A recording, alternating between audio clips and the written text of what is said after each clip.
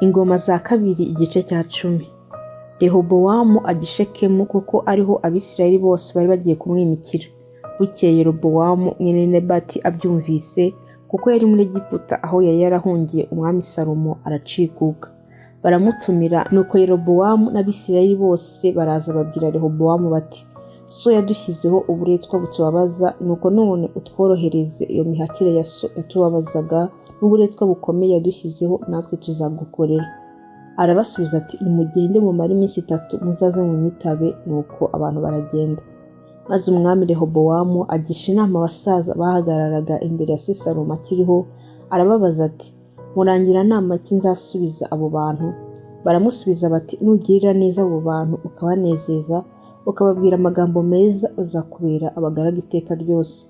Ariko yanga inama yagiriwe n'abasaza, ajya inama n'abasore babyirukanye nawe bamuhakwaho. Arababaza ati: mufite nama ki tuzasubiza abo bantu bambwiye ngo nimborohereze uburetwa umukambwe wanjye abashyizeho? Nuko abasore babyirukanye nawe baramusubiza bati: uku niko uzasubiza abo bantu bakubwiye ngo so yabashyizeho uburetwa bukomeye, ariko ngo wowe ububorohereze. Ubabwira uti: agahera kanjye kararuta ubunini ikiyunguyungu cya data, ndetse nubwo data bashyizeho uburetwa bukomeye, njyewe nzabarushirizaho. Data yabakubitishaga ibiboko, ariko njyeweho nzabakubitisha sikoropiyo. Ku munsi wa 3 Yerobowamu n'abantu bose basanga umwami Rehobowamu kuko yabategetse ati: muzaze munyitabe ku munsi wa 3.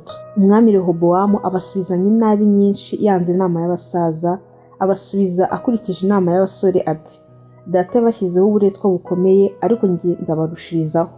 Data yabakubitishaga ibiboko, ariko njyeweho nzabakubitisha sikoropiyo. Nuko umwami ntiyabumvira kuko byaturutse ku Mana, kugira ngo Uwiteka asohoze ijambo rye yari yarabwiye Yerobowamu mwene Nebati abivugiye muri Ahiya w'Ishilo. Maze Abisirayeli bose babonye yuko umwami yanze kubumvira, abantu basubiza umwami bati: nimugabane iki dufite kuri Dawidi, kandi rero nta no kuragwa dufite kuri mwene Yesayi.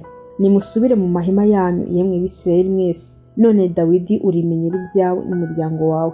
Nuko Abisirayeli bose basubira mu ngo zabo, ariko Abisirayeli baturaga mu midugudu y'Ubuyuda bo batwarwaga na Rehobowamu. Bukeye Rehobowamu yoherezayo Hadoramu wakoreshaga ikoro, Abisirayeli bamutera amabuye arapfa. Umwami Rehobowamu abyumvise ahuta yurira ajya mu igare rye ngo ahungire i Yerusalemu. Uko niko Abisirayeli bagandiye inzu ya Dawidi kugeza n'ubu. Ingoma za kabiri igice cya 11. Nuko Rehobowamu ageze Yerusalemu ateranya umuryango wa Yuda n'uwa Benyamini, ayirobanuramo abagabo batoranije bo kurwanya Abisirayeli 100 n'inzovu 8, ngo bagarurire Rehobowamu igihugu cye. Ariko ijambo ry'Uwiteka riza kuri Shemaya umuntu w'Imana riti: bwira Rehobowamu mwene Salomo umwami w'Abayuda n'Abisirayeli bose bari i Buyuda n'u Benyamini uti: uku niko Uwiteka avuze, ntimuzamuke kandi ntimuzarwanye bene wanyu, musubireyo umuntu wese agiwe, kuko ibyo ari njye byaturutseho. Nuko bumvira amagambo y'Uwiteka, barorera gutera Yerobowamu basubirayo. Maze Rehobowamu aba i Yerusalemu, yubaka i Buyuda imidugudu n'ibihome. Yubaka i Betelehemu na Etamu n'i Tekowa n'i Betisuri n'i Soko na Adoramu n'i Gati n'i Maresha n'i Zifu na Adorayimu n'i Lakishi na Azeka n'i Sora na Ayaloni n'i Heburoni, imidugudu y'u Buyuda n'u Benyamini igoswe n'inkike. Kandi akomeza ibihome abishyiramo abatware, abikamo n'ibyo kurya n'amavuta na vino.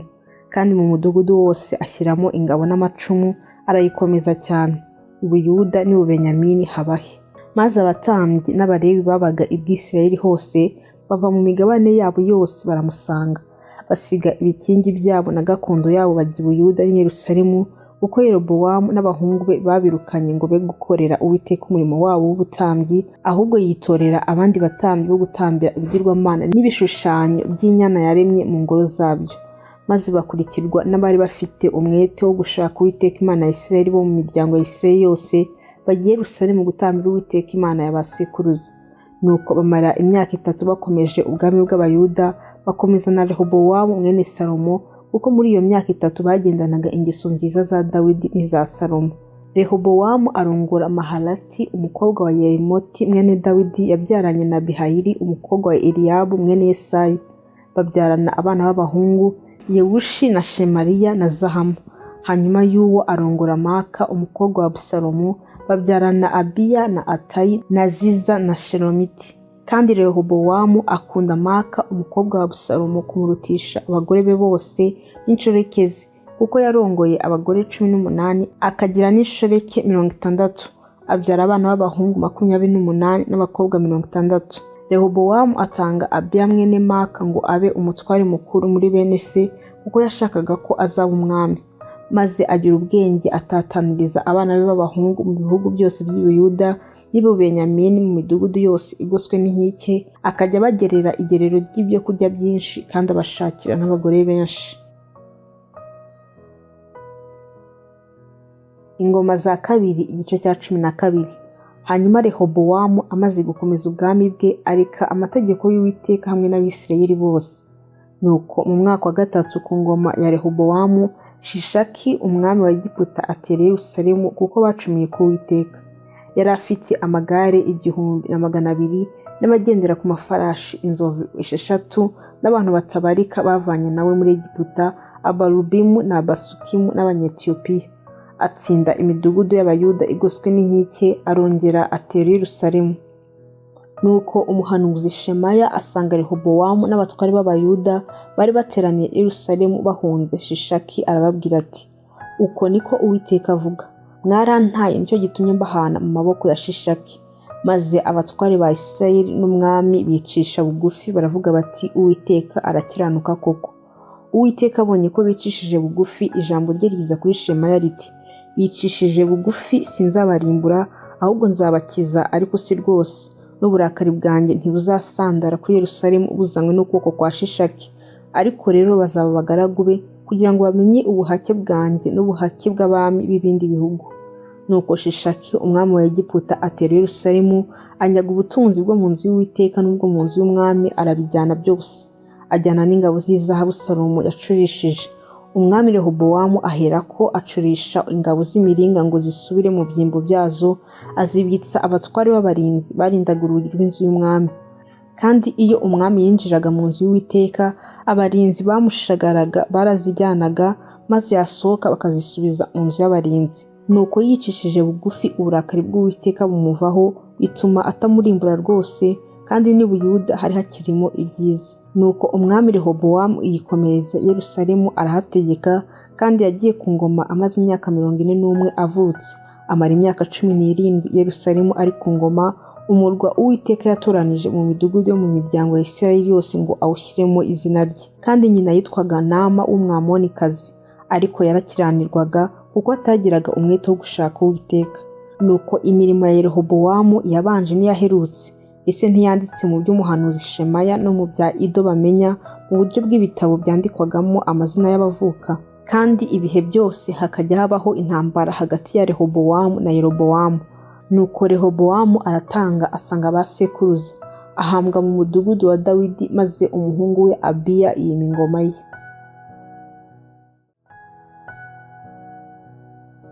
Ingoma za kabiri igice cya 13. Mu mwaka wa 18 ku ngoma ya Yerobowamu, Abiya yatangiye gutegeka i Buyuda.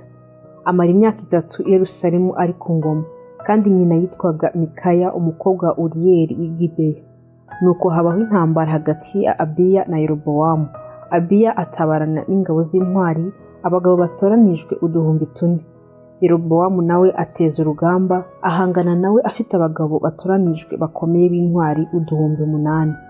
Abiya ahagarara ku musozi Semarayimu wo mu gihugu cy'imisozi ya Efurayimu, aravuga ati, nimunyumve, yemwe Yerobowamu namwe Bisirayeli mwese, mwari mukwiriye kumenya yuko Uwiteka Imana ya Isirayeli yahaye Dawidi ubwami bwa Isirayeli iteka ryose, ubwe n'abahungu be akabibasezeranisha umunyu. Ariko Yerobowamu mwene Nebati umugaragu wa Salomo mwene Dawidi arahaguruka agomera shebuja. Aho ari hateranira abagabo b'inguguzi b'urugomo, bashaka amaboko yo kugomera Rehobowamu mwene Salomo. Ubwo Rehobowamu yari akiri muto, afite umutima woroshye atabasha kubabuza. None mwibwira ko muzanesha ubwami bw'Uwiteka buri mu maboko ya bene Dawidi, kandi muri igitero kinini cyane. Mufite n'inyana z'izahabu Yerobowamu yabaremeye ngo zibe imana zanyu.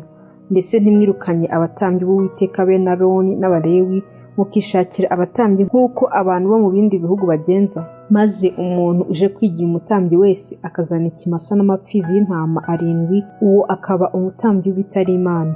Ariko twebweho Uwiteka niwe Mana yacu, ntitwamutaye kandi dufite abatambyi bene Aroni bakorera Uwiteka imirimo yabo, n'Abalewi nabo bakamukorera iyabo mirimo, bajya bokereza Uwiteka ibitambo byokejwe, bakamwosereza imibavu ihumura neza mu gitondo na nimugoroba, bagashyiraho urugerero rw'imitsima yo kumurikwa ku meza aboneye, hariho n'igitereko cy'izahabu cy'amatabaza n'amatabaza yacyo yaka uko bwije, kuko twebweho twitondera amategeko y'Uwiteka Imana yacu, ariko mwebwe mwarayitaye.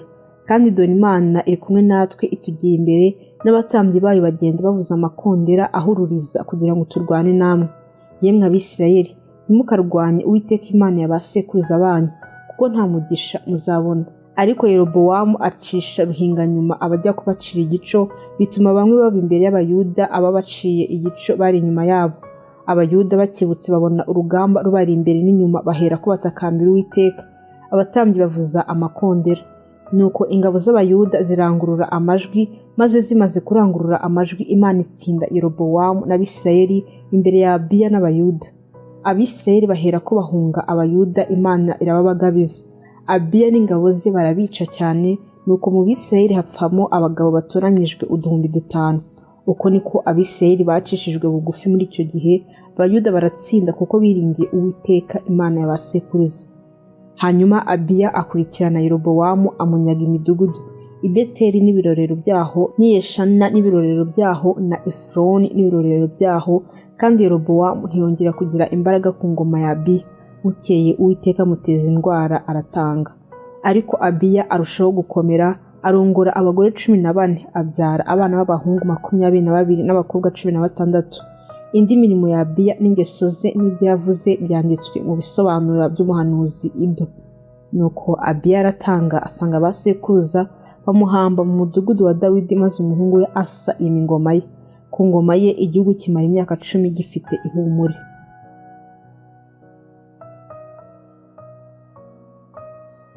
Ingoma za kabiri igice cya 14.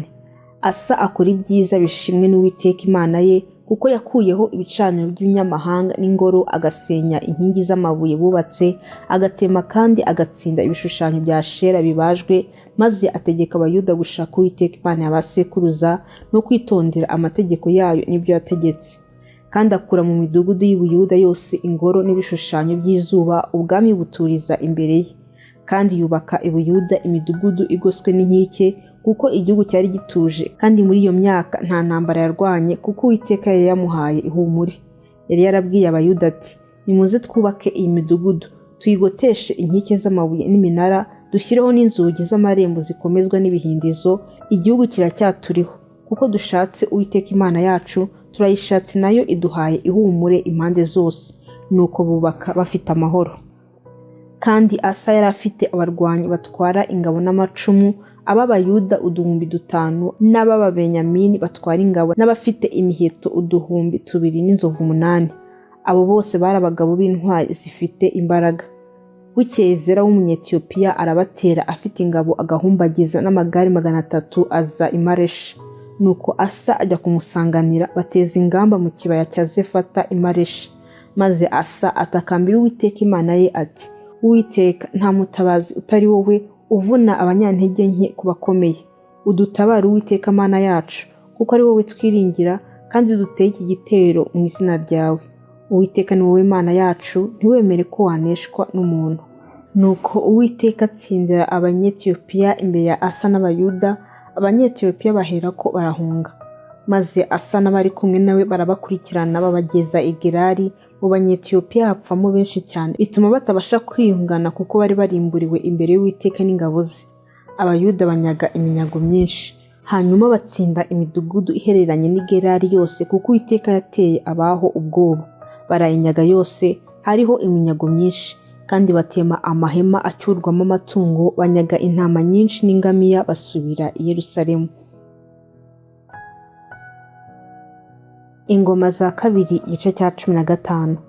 Umwuka w'Imana aza kuri Azariya mwene Odedi, ajya gusanganira Asa, aramubwira ati, nimunyumve Asa namwe Bayuda b'Abenyamini mwese, Uwiteka ari kumwe namwe nimuba kumwe nawe, nimumushaka muzamubona, ariko nimumuta nawe azabata.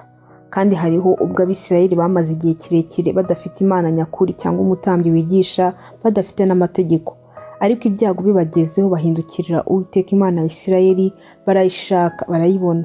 Kandi muri icyo gihe abasohokaga n'abinjiraga nta mahoro bari bafite, ahubwo abaturage bo muri ibyo bihugu bose bagiraga imidugararo myinshi, bakavunagurana, ubwoko bukarwanya ubundi n'umudugudu ukarwanya undi, kuko Imana yabihebeshaga ibateza ibyago byose. Ariko mwebwe mukomere, amaboko yanyu ye gutentebuka, kuko imirimo yanyu izagororerwa.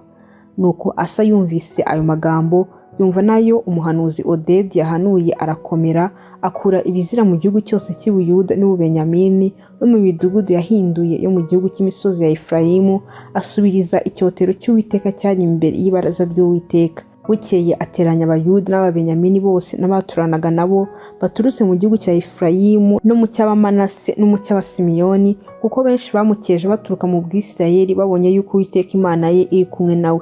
Nuko bateranira i Yerusalemu mu kwezi kwa gatanu ko mu mwaka wa 15 ku ngoma ya Asa. Kuri uwo munsi batambira Uwiteka inka 700 n'intama 7,000 babikuye mu minyago bazanye, maze basezerana isezerano ryo gushakisha Uwiteka Imana y'abasekuruza imitima yabo yose n'ubugingo bwabo bwose, kandi yuko utemeye gushaka Uwiteka Imana ya Isirayeli azicwa ari uworoheje n'ukomeye, umugabo cyangwa umugore. Nuko barahiza ijwi rirenga, bararangurura, bavuza amakondera n'amahembe. Abayuda bose bishimira iyo ndahiro, kuko bari barahiye n'imitima yabo yose, bagashakana Uwiteka umwete wabo wose bakamubona, maze Uwiteka abaha ihumure impande zose. Kandi Maka nyina w'umwami Asa, umwami amwirukana mu bugabekazi, kuko yari aremesheje igishushanyo cy'ikizira cya Ashera. Asa amutemera igishushanyo, aragihondagura, agitwikira ku kagezi ka Kidironi. Ariko ingoro ntizakurwaho mu Bwisirayeli, icyakora umutima wa Asa wari utunganye iminsi ye yose. Acyura ibintu se yejeje mu nzu y'Imana, n'ibyo yejeje ubwe by'ifeza n'izahabu n'ibindi bintu. Kandi nta ntambara zongeye kubaho kugeza mu mwaka wa 35 akiri ku ngoma.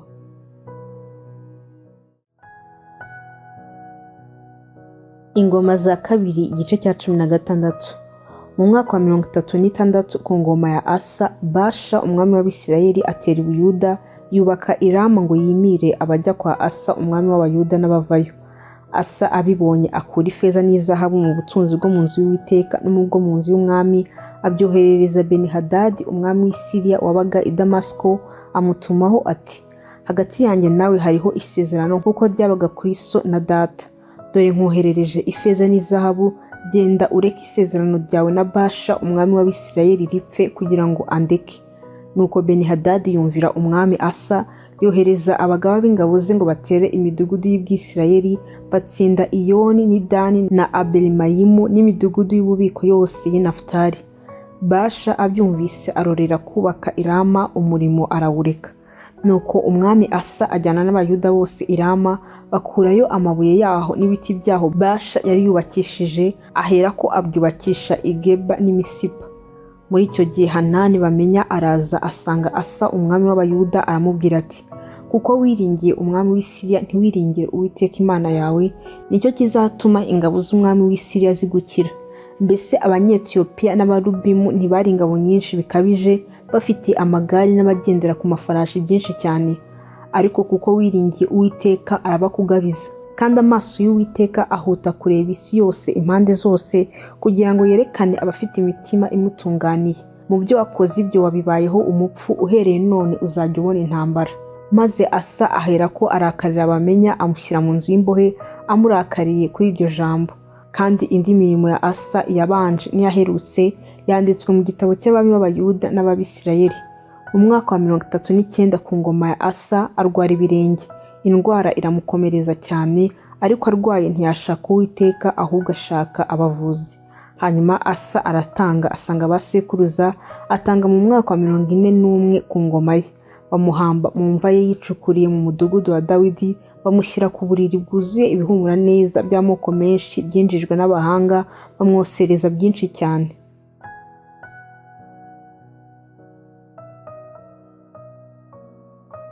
Ingoma za kabiri, igice cya 17. maze umuhungu Yehoshafati yima ingoma ye, agwiza amaboko, arinda Abisirayeli. Ashyira ingabo ze mu midugudu y'u Buyuda igoswe n'inkike yose, ashyira n'ibihome mu gihugu cy'i Buyuda no mu midugudu y'i Bwefurayimu iyo se Asa yahinduye.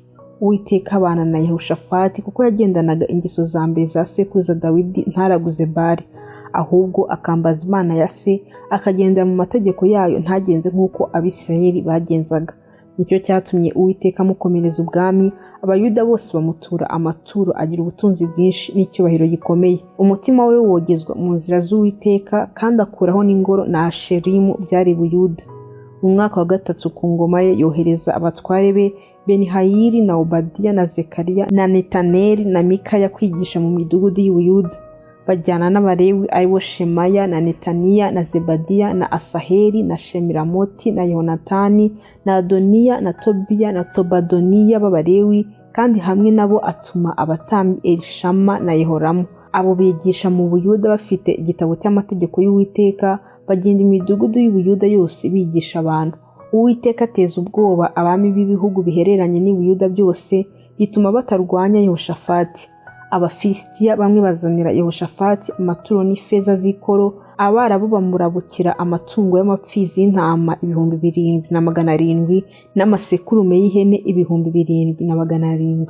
Maze Yehoshafati akomeza kugwiza icyubahiro cyane, yubaka mu Buyuda ibihome n'imidugudu y'ububiko, kandi yagiraga imirimo myinshi mu midugudu y'Ubuyuda, akagira n'abantu b'ingabo bakomeye b'intwari i Yerusalemu. Kandi uyu ni wo mubare wabo uko amazu y'abasekuruza yari ari. Mu Buyuda abatware batwara ibihumbi ni Aduna umutware w'ingabo, uwo yari afite abagabo bakomeye b'intwari 3,000. Agakurikirwa na Yehohanani w'umutware w'ingabo, we yari afite ingabo 2,000 n'inzovu 8. Nawe agakurikirwa na Amasiya mwene Zikiri witanze kubwe akiha Uwiteka, nawe yari afite abagabo bakomeye b'intwari 2,000. Kandi mu Babenyamini ni Eliyada umugaba ukomeye w'intwari, nawe yari afite abagabo 2,000 batwara imiheto n'ingabo. Agakurikirwa na Yehozabadi, nawe yari afite ingabo 1,000 n'inzovu 8 ziteguye kurwana. Abo nibo bakoreraga umwami, udashyizeho abo umwami yashyize mu midugudu igoswe n'inkike mu Buyuda bwose.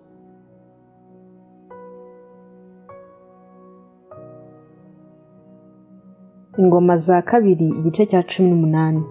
Yehoshafati yari atunze cyane, afite icyubahiro gikomeye. Bukeye aba ba mwana wa Ahabu. Nuko washize imyaka aramanuka ajya Samariya kwa Ahabu. Ahabu abagira Yehoshafati n'abantu bari kumwe nawe inka n'intama nyinshi cyane, aramushukashuka ngo batabarane i Ramoti y'i Galeyadi. Ahabu umwami w'Abisirayeli abaza Yehoshafati umwami w'Abayuda ati, mbese ntitwatabarana i Ramoti y'i Galeyadi? Aramusubiza ati, ndi umuntu umwe nawe, ingabo zanjye n'ingabo zawe ni kimwe, tuzatabarana muri iyo ntambara. Yehoshafati arongera abwira umwami w'Abisirayeli ati, ndakwinginze ububanza ugishe ijambo ry'Uwiteka inama. Nuko umwami w'Abisirayeli ateranya abahanuzi, abagabo 400, arababaza ati, dutabare i Ramoti y'i Galeyadi cyangwa se ndorere? Aramusubiza ati, zamuka, kuko Uwiteka azahagabiza umwami. Ariko Yehoshafati arabaza ati, mbese nta wundi muhanuzi w'Uwiteka uri hano ngo tumuhanuze? Umwami w'Abisirayeli asubiza Yehoshafati ati, hasigaye undi mugabo tubasha kugishisha inama z'Uwiteka, ariko ndamwanga kuko atampanurira ibyiza keretse ibibi bisa. Uwo ni Mikaya mwene Imula. Yehoshafati aravuga ati, mwami wivuga utyo. Nuko umwami w'Abisirayeli ahamagara umutware aramubwira ati, ihute uzane Mikaya mwene Imula. Kandi umwami w'Abisirayeli na Yehoshafati umwami w'Abayuda bari bicaye ku ntebe z'ubwami, umwami wese kuye, bambaye imyambaro yabo y'ubwami, bari mu muharuro ku karubanda i Samariya. Abahanuzi bose bahanuriraga imbere yabo. Sedekiya mwene Kenana yicurishiriza amahembe y'ibyuma aravuga ati, uku niko Uwiteka yavuze ati, aya mahembe uzayakubitisha Abasiriya kugeza aho bazashirira. N'abandi bahanuzi bose bahanura batyo bati, zamuka utere i Ramoti y'i Galeyadi uragira ishya, kuko Uwiteka azahagabiza umwami. Maze intumwa yari yagiye guhamagara Mikaya iramubwira iti, dore abahanuzi bahuje amagambo ahanurira umwami byiza.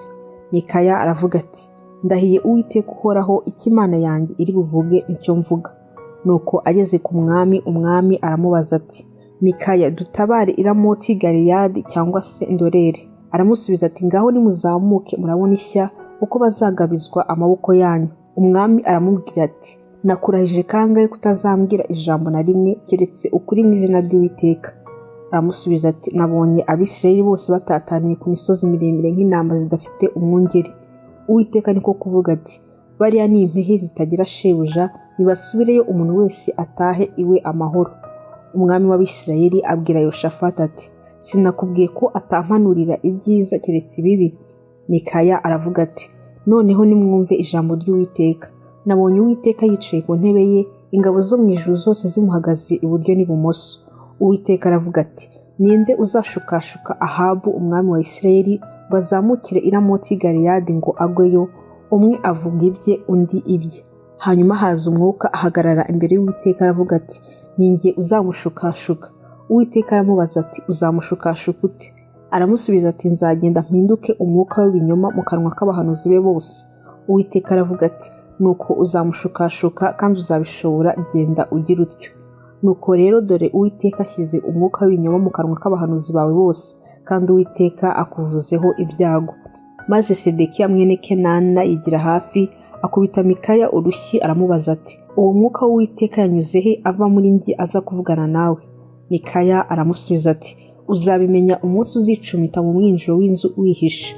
Maze umwami wa Isirayeli aravuga ati, nimujyane Mikaya mumushyire Amoni umutware w'umurwa na Yowasi umwana w'umwami, muti umwami avuze ngo, iki kigabo nimugishyire mu nzu y'imbohe, mukigaburire ibyo kurya by'agahimano n'amazi y'agahimano kugeza aho nzatabarukira amahoro. Mikaya aravuga ati, nuramuka utabarutse amahoro, Uwiteka azaba atavugiye muri njye.